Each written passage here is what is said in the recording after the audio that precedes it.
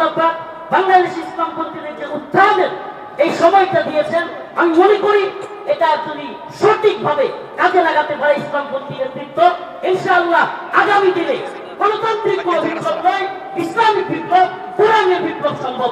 রাসূলুল্লাহ মুহাম্মদ করিম সাল্লাল্লাহু আলাইহি ওয়াসাল্লাম জনাব মাহমুদুর রহমান উনি এখানে এসেছেন। ওনার দেশে আরেকটা কথা হবে, আলহামদুলিল্লাহ আমরা দেখতেছি একবারে প্যাকেজ আকারে এক একজন আলেমের কি নির্যাতন হয়েছে সেগুলো আসতেছে, খুব সুন্দর।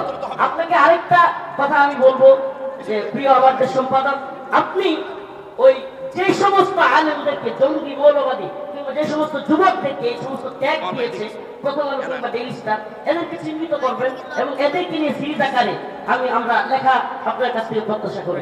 আমরা আপনাকে আমাদের ভারতীয় আগ্রাসনের বিরুদ্ধে একজন অগ্রসেনানী মনে করি, আমরা আমাদের লোক মনে করি। আল্লাহ পাক আপনাকে দিনের জন্য কবুল করুক।